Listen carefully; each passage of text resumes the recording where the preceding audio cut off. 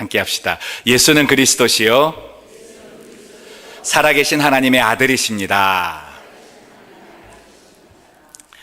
이 글을 써보신 분들은 잘 아시겠지만 이 문학적인 표현 방법 가운데 비유법이라고 하는 것이 있습니다.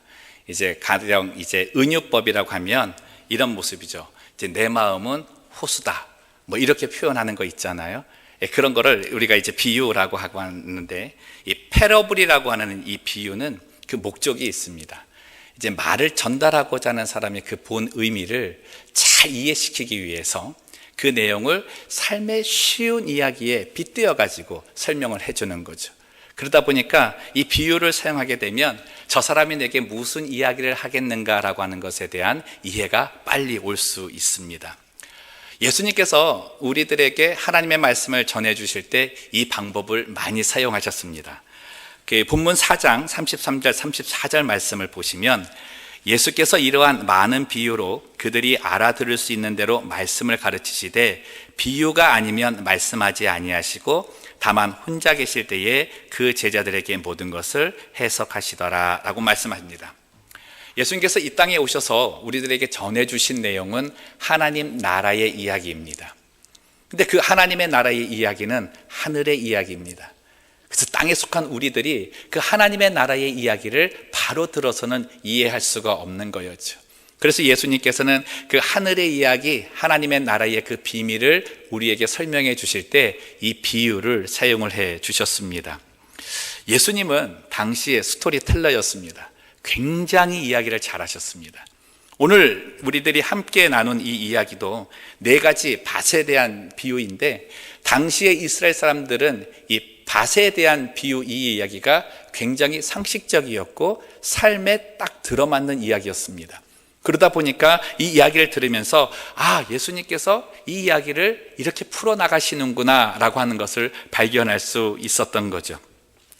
예수님은 쉬운 이야기, 삶의 정황과 맞닥뜨려서 그들이 이해할 수 있는 이 이야기를 하시면서 그 안에 놀라운 하나님 나라의 비밀을 숨겨 놓으신 거죠. 그래서 저희들이 성경을 읽을 때 예수님께서 하신 이 비유의 말씀을 읽으시면서는 그 안에 예수님께서 하시고자 하시는 진리와 교훈이 무엇인지를 발견을 해내야 됩니다. 이게 비유의 특징입니다. 그래서 그 안에 있는 교훈과 진리를 발견하려면 우리 듣는 청중들은 진중함과 통찰력과 집중력을 가지고 들어야 된다는 것이죠. 예수님은 그 비밀을 발견하는 사람들이 따로 있다고 말씀합니다. 그럼 어떤 사람들이 이 비유를 들으면서 하나님의 이 비밀을 알 수 있을까? 본문 9절 말씀과 연결해서 봅니다. 함께 읽겠습니다. 또 이르시되 들을 귀 있는 자는 들으라 하시니라. 아멘. 들을 귀 있는 자가 있다는 겁니다. 무슨 말입니까? 하나님의 나라에 관한 이야기는 들을 자가 따로 있다는 거예요. 같은 장소에서 같은 하나님의 말씀이 전해지고 들림에도 불구하고 어떤 사람은 건성으로 듣는 사람이 있다는 거죠. 근데 어떤 사람은 그 안에 하나님의 비밀이 있음을 사모하면서 유심히 듣게 된다는 겁니다. 그 사람이 들을 귀 있는 자라는 거죠. 축복합니다. 사랑하는 성도 여러분, 하나님 말씀을 들을 때마다 들을 귀 있는 자가 되시기를 주님의 이름으로 축복합니다. 들을 귀 있는 자, 이제 그 들을 귀를 가지고서 예수님의 비유의 말씀을 하나씩 살펴보았으면 좋겠습니다. 농부가 농사를 지으면서 가장 많이 신경을 쓰는 건 씨앗과 땅입니다. 날씨는 자기가 주관할 수 있는 게 아니거든요. 그러니까 씨앗과 땅을 굉장히 중요하게 여기죠. 건강한 씨앗이 있어도 땅이 좋지 못하면 소출을 얻지 못합니다. 또 반대로 씨앗은 안 좋은데 땅이 좋아도 그 해에 좋은 결실을 얻을 수가 없는 거죠. 아무리 심어줘도 씨앗이 죽어버리니까 무슨 열매를 맺겠습니까? 그러니 씨앗도 중요하고 땅도 좋아야 합니다. 그림을 한번 보시면 오늘 본문 말씀이 이해가 좀 빠를 수 있습니다. 이게 밀레가 그린 씨 뿌리는 사람의 비유인데, 여러분 보시면 이 사람이 왼쪽에 이렇게 메고 있는 것이 씨앗 보자기입니다. 그리고 오른손으로 그 씨앗 보자기에서 씨앗을 빼서 흩뿌립니다. 그러니까 당시 이스라엘 백성들의 이 농사법은 지금같이 기계로 이렇게 심는 법이 아니었습니다. 그래서 촘촘히 심을 수도 없었고 요 밭, 고랑 안에 심을 수도 없었습니다. 그러니까 이게 흩뜨려 버리는 거예요. 이렇게 다 뿌려버리는 거예요. 뿌려버리면 바람에 날려서 이 씨앗이 길가에 떨어질 때도 있고 돌짝밭에 떨어질 때도 있고 가시덤불에 떨어질 때도 있습니다. 더러는 이제 좋은 땅에도 떨어질 수 있는 거죠. 그러니까 예수님께서 이 이야기를 하실 때 사람들이 확 와닿는 거예요. 아, 씨를 뿌리는 사람을 이렇게 뿌리는 거지. 그 가운데 예수님께서 오늘 이 말씀을 통해서 교훈을 심어주시는 겁니다. 여러분 보실 때 이 씨앗은 좋습니다. 굉장히 건강합니다.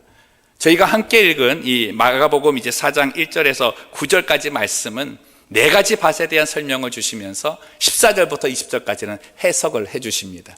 그래서 이 씨는 하나님의 말씀입니다. 복음인 거죠. 하나님의 말씀이니 씨앗은 건강합니다.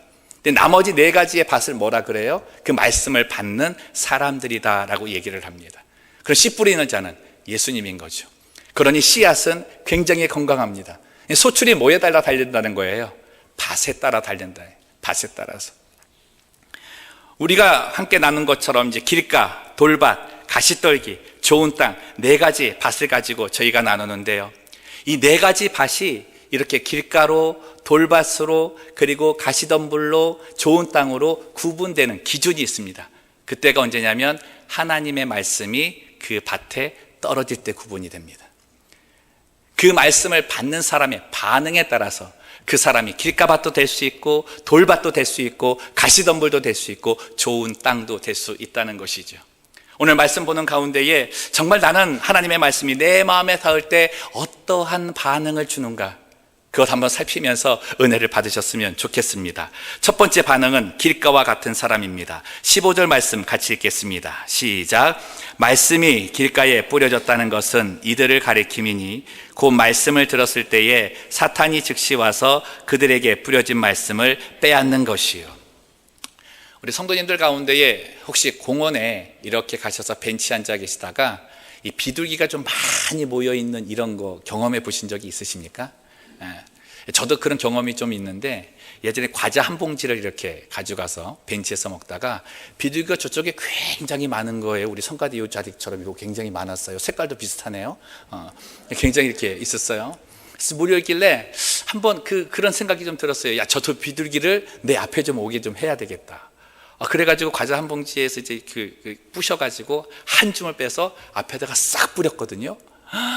뿌리는 그 순간 저기에 있던 그 많은 무리의 비둘기들이 순식간에 와가지고요, 이 바닥에 있는 이 과자를 다 먹어버리는 거예요. 와, 그게 얼마나 빠른지 몰라요. 재밌어가지고 이쪽 방향에다도 한번 확 뿌려봤어요. 그랬더니 여기 있는 무리들이 또 확 날아가가지고 여기에 다 모여서 싹 먹어버리더라고요. 그 바닥을 한번 봤어요. 정말 깨끗했습니다. 여러분, 길가에 이 씨앗이 뿌려진 사람의 반응이 이렇다는 거예요. 말씀에 관심이 없는 사람입니다. 그러니 뿌려졌을 때 새가 와서 그냥 다 먹어버리게 놔둔다는 거예요. 여러분, 길가에 뿌려진 사람의 그 모든 관심은 세상에 있습니다. 세상에서 무엇을 얻고 사는 것에 있다 보니까 죄책감도 그렇게 자기에게 중요하지 않아요. 죄사함도 중요하지 않아요. 그저 자기는 이 땅에서 잘 살면 돼요. 때로는 이런 사람들은요, 말씀을 거부하는 것을 넘어서서 말씀을 대적하기까지 합니다. 그래서 예수님이 이 사람들이 사단과 동행하는 사람이다 라고 일컫는 것이죠. 두 번째 반응은 돌밭과 같은 사람입니다. 16에서 17절 말씀인데, 또 이와 같이 돌밭에 뿌려졌다는 것은 이들을 가리킴이니 곧 말씀을 들을 때에 즉시 기쁨으로 받으나 그 속에 뿌리가 없어 잠깐 견디다가 말씀으로 인하여 환난이나 박해가 일어나는 때에는 곧 넘어지는 자요 라고 말씀합니다. 돌밭에 떨어지는 자의 특징은 말씀에 뿌리가 없는 자입니다. 말씀에 뿌리가 없는 자. 제가 이제 이 초등학교 2학년 때 이제 그때부터 이제 아버님을 따라서 이제 여름방학 겨울 때마다 그 기도원에 올라가서 기도를 하는데, 중학교 때도 이제 여름방학이 돼서 기도원에 가서 이제 3박 4일간 기도를 했었습니다. 근데 그때 어느 목사님 오셔가지고 예화를 하나 주셨는데, 제가 아직까지도 굉장히 깊이 이렇게 묵상하고 있는 예화입니다. 하늘에서 사탄들의 전략회의가 열렸답니다. 그래서 대장부터 시작을 해서 다 모였고 각 지역별로 담당한 그 사탄들도 다 왔대요. 회의를 열심히 하고 있는데 갑자기 저기서 그냥 문을 박차고 막 한 그 사탄 쫄병이 오더니 대장님 큰일 났습니다 그러더래요. 그래서 도대체 무슨 일인가 막 그 모여있는 사람들이 무슨 일이냐고 막 이러고 있었습니다. 대장이 물었어요. 도대체 무슨 일인데 그렇게 소란을 피우냐 그랬더니 제가 맡고 있는 이 지역에 이 부흥회가 열렸는데 그러지 않아야 될 사람이 갑자기 은혜를 받더니 자기 삶을 하나님께 다 드리겠다고 하면서 이 결단을 하고 지금 난리가 났습니다. 저 사람 지금 가서 막아야 된다고.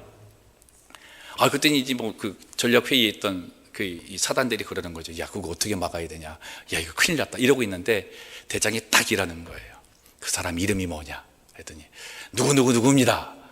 지갑을 수첩을 딱 열더니 그 이름을 찾는 거예요. 딱 하더니 그러더니 걱정하지 마라. 3일짜리다 그러더래요. 시큰 은혜 받았어도 3일 후면 되돌아갈 거다. 염려하지 말라는 거예요. 여러분, 저 그때 중학교 때 이제 기도원에 가서 기도하면서 정말 마음이 그랬는데 갑자기 그 소리를 딱 듣는데 정말 충격이었습니다. 이 사단이 무시하는 성도, 사단조차도 자기의 이 블랙리스트에 들어가 있지도 않은 그런 사람, 그런 삶의 신앙을 살 수 있다라는 거죠. 정말 비참했습니다. 그거 들으면서. 여러분 생각해 보았습니다. 이럴 수 있겠다. 교회 생활을 하지만 봉사만 하다가 끝날 수 있겠다. 이런 마음 들었습니다. 여러분, 봉사하다가 신앙생활을 하게 된 사람들도 있습니다. 근데 봉사를 하다가 신앙생활을 하게 된 사람의 특징은 뭐냐면 그 일에 열심도 내지만 그 일보다 더 관심을 갖게 되는 곳이 있는 거예요. 그게 뭐냐면 예배와 말씀 훈련 받는 곳입니다. 은혜를 받기 시작을 하게 되면 말씀이 자꾸 궁금해져요. 그 말씀대로 산다는 것이 무엇인가를 알고 싶어지고 예배 속에서 하나님께서 내게 주시는 그 말씀이 더욱더 사모하게 된다는 거죠. 근데 봉사만 하는 사람, 잠깐 은혜를 받아서 나 열심히 해야지라고 하는 가운데 말씀에 대한 그 깊이가 없고 훈련은 받지 않고 봉사만 하다 보면 이 교회 안에서 아니면 자기의 삶 속에서 잠깐의 어려움이 오면 그냥 쓰러져 버리고 넘어져 버리는 거죠. 자기가 봉사하는 것도 다 던져버리고 떠나버리는 일을 하게 되는 겁니다. 신앙생활하면서요, 순간 은혜를 받아서 이 공부 저 공부에 참여할 수 있습니다. 이 봉사 저 봉사 참여할 수 있어요. 근데 더 중요한 건 일이 아닙니다. 봉사가 아닙니다. 말씀이 내 안에 들어와서 그 말씀에 뿌리를 내리는 것입니다. 그 말씀에 뿌리를 내리는 사람이 잠깐 견디다가 쓰러지는 사람이 아니라 오래 견딜 수 있는 고목이 될 수 있습니다. 사랑하는 성도 여러분, 저는 근본에 저희 교회에서 이제 제자 훈련 하잖아요. 제자 훈련하면서 하나님께 기도드리는 것이 있어요. 여러분, 저는 한 가지 확신합니다. 제자 훈련하시면 신앙의 성장이 있습니다. 성령의 타치를 느끼고 은혜를 받습니다. 그런데 그것이 잠깐이 아니기를 위해서 기도하고 있습니다. 제자 훈련이 나의 신앙의 이력서에 한 줄 거지는 나 제자 훈련 받았다라고 하는 그런 끝남의 공부가 아니기를 원하는 것이죠. 그것을 통해 말씀을 더욱더 간절히 구하게 되고 그것을 통해 말씀의 뿌리가 내 삶에 내려지는 그런 시간이 되기 위해서 기도하고 있습니다. 언젠가 한번 말씀드렸습니다. 저희 교회에 이제 많은 봉사하는 분들이 계시잖아요. 이제 밥을 짓는 분들도 계시고 교사로 봉사하는 분들도 계세요. 근데 저는 그렇게 생각을 합니다. 밥 짓는 것도 중요하고 교사도 중요한데 그 봉사하다가 예배 드리지 못하고 제자 훈련이나 말씀 훈련 받지 못하면 저는 그렇게 권면하지 않습니다. 차라리 그거 안 하고서 예배 잘 드리고 말씀 잘 받아서 뿌리 내리는 데에 더 관심을 기울이는 성도를 우리 주님이 좋아하신다고 생각합니다. 여러분, 그래서 마르다와 마리아의 그 말씀이 묵상이 돼야 되는 거예요. 사랑하는 성도 여러분, 뿌리 있는 신앙 가지시기를 주님의 이름으로 축복합니다. 말씀에 뿌리가 있는 사람은요, 한 자리에 오래 있어요. 봉사하는 자리에 오래 있어요. 그리고 그 신앙은 힘을 가질 수 있습니다. 어둠의 영은요, 세속의 어려움을 가져와서 우리와 하나님을 멀어지게 만들어요. 근데 말씀에 뿌리가 있는 사람은 세속의 어려움 때문에 하나님께 더욱더 가까이 갑니다. 그게 말씀의 능력이에요. 사랑하는 성도 여러분, 이러한 신앙의 자리에 서기를 주님의 이름으로 축복합니다. 세 번째 반응의 사람은 가시덤불 밑에 있는 밭과 같은 사람이다 라고 합니다. 18절 19절 말씀 함께 읽겠습니다. 또 어떤 이는 가시떨기에 뿌려진 자니 이들은 말씀을 듣기는 하되 세상의 염려와 재물의 유혹과 기타 욕심이 들어와 말씀을 막아 결실하지 못하게 하는 자요. 아멘. 어느 주석가는요, 이 부분을 해석하면서 이 기간은 사탄의 잠복 근무 기간이라고 이야기를 합니다. 그리고 기다렸다가 싹을 싹둑 잘라버리는 아주 파괴적인 공작법이라고 이제 해석을 해 놓았습니다. 정말 그렇습니다. 여러분, 이 밭은 나쁘지 않습니다. 밭은 이 씨앗이 심겨져서 받아들였습니다. 그리고 싹도 나고 열매를 내려고 줄기까지 나옵니다. 근데 뭐가 가로막아요? 가시덤불이 가로막고 있는 거예요. 우리가 살펴봐야 될 것은 이 싹이 자라서 열매를 맺으려고 하는 그 기운을 잘라버리는 이 가시덤불, 그 가시덤불이 무엇인가를 발견해야 되는 거죠. 본문 말씀 보니까 세 가지가 나와 있습니다. 첫 번째가 세상의 염려, 두 번째가 재물의 유혹, 세 번째가 기타 욕심, 욕정이라는 것이죠. 이 모든 것이 다 세속주의의 전형적인 유물입니다. 그런데 이 세 가지를 통해서 사단이 우리의 마음속에 일게 만드는 것이 있어요. 충동질하는 것이 있습니다. 저는 그 세 가지만으로 이렇게 한번 정리를 했는데, 첫 번째가 뭐냐면 교만이고, 두 번째가 태만이고, 세 번째가 산만입니다. 이 시대에 가장 크게 공격해오는 게 뭐겠어요? 산만함이에요. 영적 산만함. 제가 고등학교 1학년 때 이 공부하는 법을 터득한 적이 있는데, 제가 고등학교 1학년 때까지는 그렇게 공부를 잘 못했습니다. 그냥 책상 앞에 오래 앉아 있으면 잘하는 줄 알고. 근데 이제 제 반에 공부를 잘하는 친구가 있었거든요. 그래서 시험 볼 때마다 항상 그 친구와 함께 이제 도서관에 가서 공부를 했어요. 근데 저는 이제 이 책상 앞에서 정말 계속 앉아 있으면서 책을 보는데, 이 친구는 나가서 놀 거 다 놀고 먹을 거 다 먹고 이러고 잠깐 와서 공부하고 났는데도 시험 보면 저보다 성적이 좋은 거예요. 야, 이게 태어나길 그렇게 태어났는가? 어떨 때는 부모님을 원망하기도 했죠. 내 머리는 왜 이런가? 그리고 그 친구 시험 보고 나면 정말 얄미웠습니다. 야, 어떻게 저러지? 그러다 하루는 좀 그래서 그 친구 공부하는 걸 이렇게 유심히 한번 살펴봤습니다. 근데 방법이 있더라고요. 놀 거 다 놀고 먹을 거 다 먹고 오는데 책상 앞에 딱 앉으면 집중력이 대단하더라고요. 다른 건 안 봐요. 누가 불러도 쳐다도 안 봐요. 그 과목 딱 꺼내놓으면요, 그 과목 끝날 때까지는 아무것도 안 해요. 그러다 제 모습을 본 거예요.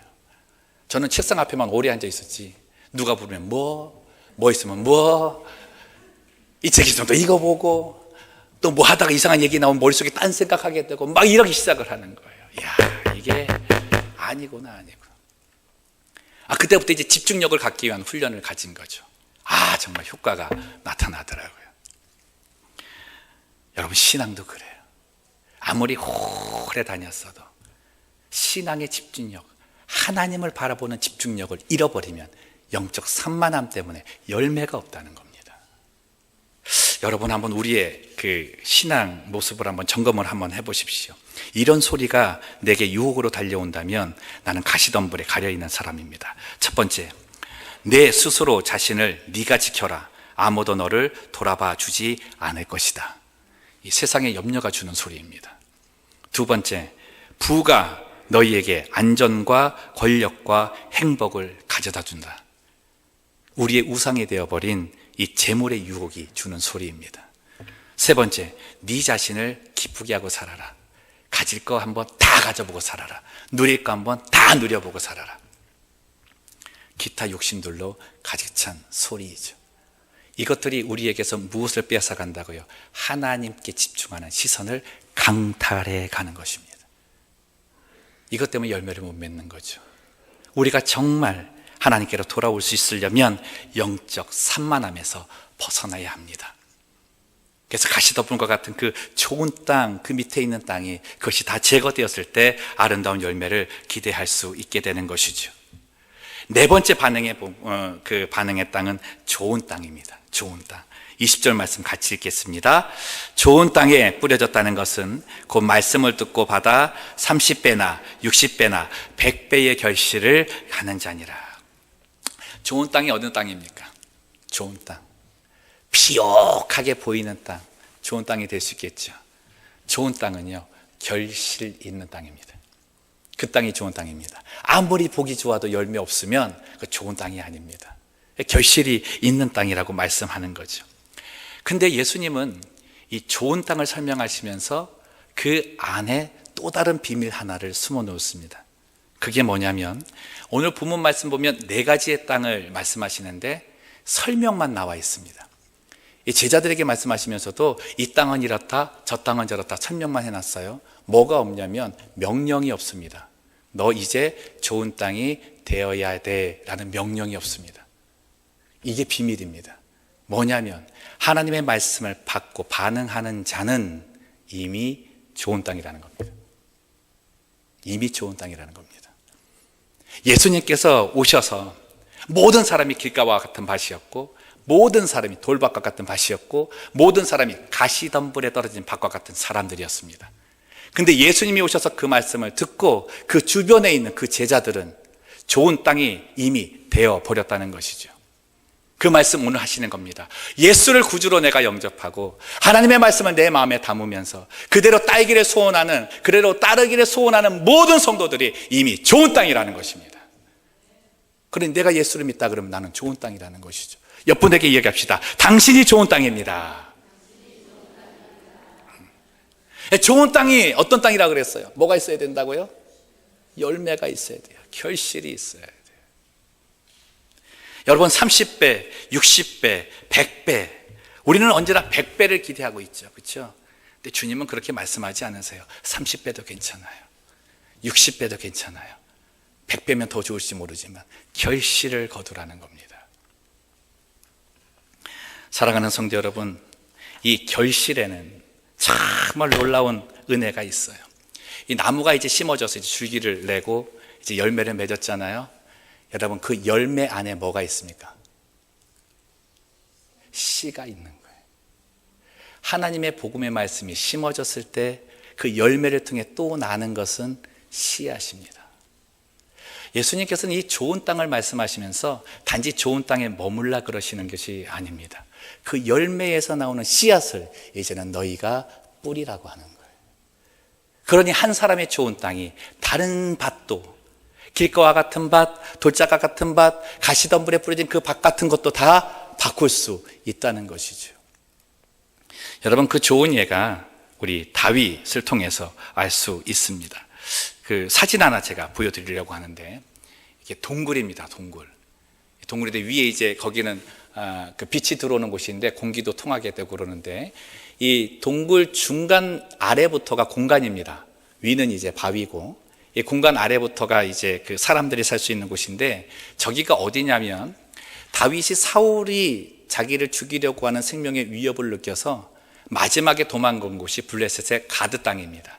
가드 땅에 아둘람 굴이라고 하는 곳이 있는데 이 동굴이 아둘람 굴입니다. 저도 성지순례 가가지고 이 굴을 한번 봤는데 그 안이 정말 넓어요. 그 안내하시는 분은 뭐라 그러냐면 그 안에서 500명의 성인이 살 수 있대요. 근데 제가 봐서도 그럴 것 같아요. 사무엘상 22장 1절에서 2절 말씀 보니까 이 다윗이 이 저 굴로 도망을 갔을 때 그 안에 사람들이 모이기 시작을 했습니다. 근데 그 안에 모인 사람들의 수가 얼마나 되냐면 400명 정도나 됐어요. 근데 400명이 이제 다윗이 이제 왕권을 노리기 위해서 이제 어떤 군사를 모집했다면 이해가 되는데 그런 게 아니었군요. 그냥 도망가서 숨어 있는 곳인데 모여드는 사람들마다 다 자기와 비슷한 사람들만 오는 거예요. 환난 당한 사람, 세상에서 버림받은 사람, 상처 입은 사람들만 다 모이는 거예요. 여러분 한번 생각해 보세요. 동굴이 좋은 환경이 아닙니다. 그렇죠? 먹고 사는 것도 쉽지도 않고 자는 것도 쉽지도 않은데 거기에 상처 입은 사람들만 다 오는 거예요. 그 생활이 어떻겠습니까? 자기가 다 원하는 것만 원하지 않겠어요? 정말 누가 얘기하듯이 지옥은 딴 곳이 아니라 사람들의 상처 입은 곳으로 말미암아 일어나는 생지옥이 지옥이다라고 얘기를 하더라고요. 그곳에서 생활을 하는데 힘들었겠죠. 근데 거기에 놀라운 일이 일어나기 시작을 했습니다. 무엇이냐면, 그렇게 세상에서 버림받던 그 사람들이 나중에 다윗이 헤브론에서 왕이 되고 예루살렘에 가서 온 유다, 온 이스라엘을 통일하는 그 왕국의 용사가 된 거예요. 영웅이 된 것입니다. 어떻게 그렇게 될 수 있었을까? 다윗 한 사람 때문에 그랬습니다. 다윗 한 사람, 하나님의 말씀을 받아서 좋은 땅의 모습으로 다시 그가 가진 그 씨앗을 뿌리는 그 사역 때문에 상처 입은 사람들에게 치유가 일어났고, 상처 입은 사람들의 삶이 사랑으로 변화됐고, 함께함의 즐거움과 기쁨을 얻게 된 것이죠. 여러분, 예수님께서 제자들을 모아다 놓고 야, 너희는 좋은 땅이야 라고 하시면서 결실을 얻은 첫 번째가 뭔지 아십니까? 제자들을 치유하신 거예요. 하나님께서 우리들을 너희가 좋은 땅이라고 말씀하신 것은 이미 나를 치유하신 사건입니다. 그래서 치유함으로 이제는 네가 가서 아둘람 굴에 모여들 것 같은 그런 사람들을 치유하고 그들에게 하나님의 복음의 말씀의 씨앗을 뿌리라고 하시는 것이죠.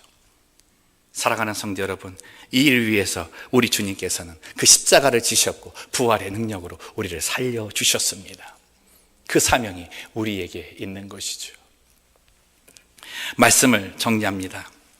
오늘 우리는 4가지의 땅을 살펴보았습니다. 그리고 그 땅에 뿌려진 좋은 씨앗도 살펴보았습니다. 좋은 땅은 씨앗이 뿌려지면 알 수 있는 거죠. 근데 우리가 집중해야 될 것은 누가 길 까고 누가 돌밭이고 누가 가시덤불이냐, 이거 발견하는 게 아니에요. 발견해야 될 것은 내가 좋은 밭이구나라는 겁니다. 내가 좋은 밭이구나라고 하는 것. 만약에 지금 내가 좋은 밭이 아니라고 하시는 분은 예수님을 영접하시기를 바랍니다. 그분을 영접하시는 그 순간 나를 치유하실 것이고 나를 하나님이 말씀하시는 칭찬받는 좋은 땅이 되게 하신다는 것이죠. 누가 하나님의 일을 하겠습니까? 누가 하나님의 나라의 그 복음의 사역을 감당해 나가겠습니까? 치유받은 땅이어야만 가능한 거죠. 주님은 치유받은 땅으로 이제는 치유할 땅을 찾아가라 말씀합니다. 사랑하는 성도 여러분, 우리는 그 당시에 별 볼 일 없는 어부들과 세리들과 같은 사람이었을지 모릅니다. 아둘람굴에 들어오는 길가밭, 돌짝밭, 가시덤불과 같은 밭이 있을지 모릅니다. 그러나 이제 우리는 그 자격이 달라졌습니다. 우리의 모습이 달라졌습니다. 사람을 낚는 어부로 만들어 주신 거죠. 말씀으로 세상과 소통을 하라 하고 말씀의 은혜를 받은 것을 가지고 세상에 나가 증인이 되라 말씀하는 거예요. 그 삶이 좋은 밭의 삶입니다. 저희 교회는 11월에 새생명 축제를 준비하고 있습니다. 이제 9월부터 본격적으로 그 사역을 또 감당해 나갈 것입니다. 사랑하는 성도 여러분, 우리 예수님은 하나님의 이 나라의 일을 하기 위해 사람을 찾으십니다. 당시에 이 마가복음은 환난 당하는 그리스도인들을 위해서 보내어졌습니다. 주님은 이제 우리에게 마가복음의 역할을 하라고 하시는 거죠. 그 복음 들고 가라고 말씀하십니다.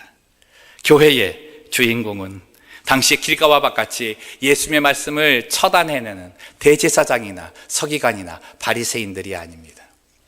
교회의 주인은 단지 나의 목적만을 위해서 하나님을 찾고 부르짖는다고 하는 대중들이 아닙니다. 돌밭과 가시덤불의 그 모습이 아니죠. 정말 교회의 주인은 말씀을 담은 자가 주인공입니다.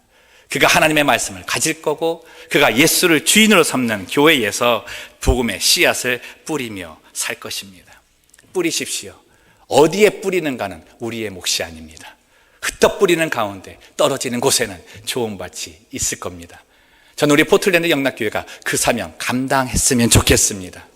그래서 나를 치유하신 그 치유하심으로 복음의 능력이 나의 가정을 치유하고 나의 교회를 치유하고 내 삶터를 치유하는 그러한 교회가 됐으면 좋겠습니다. 그래서 생명을 낳는 행복한 포틀랜드 영락교회, 그리고 그것을 만들고 지어가는 말씀에 서지는 성도님들 다 되시기를 주님의 이름으로 축원합니다. 기도하겠습니다. 살아계신 하나님 아버지, 정말 무능한 우리들을 길가와 같은 밭, 돌짝과 같은 밭, 가시덤불과 같이 열매 맺을 수 없는 그런 삶에서 예수 그리스도의 십자가의 그 은혜와 부활의 능력으로 새롭게 좋은 땅으로 만들어주신 은혜를 감사합니다. 다시 그 자리로 돌아가지 않게 하여 주시옵소서. 다시 길가밭으로, 다시 돌짝밭으로, 다시 가시덤불로 돌아가려는 생활을 그치게 하여 주시고, 오히려 이제는 내 삶의 열매를 통해, 내 그 열매 안에 있는 씨앗을 통해 씨앗을 퍼뜨리며 주의 복음의 능력을 나타내는 주의 백성 되게 하여 주옵소서. 감사하며 가신 예수님의 이름으로 기도드리옵나이다. 아멘.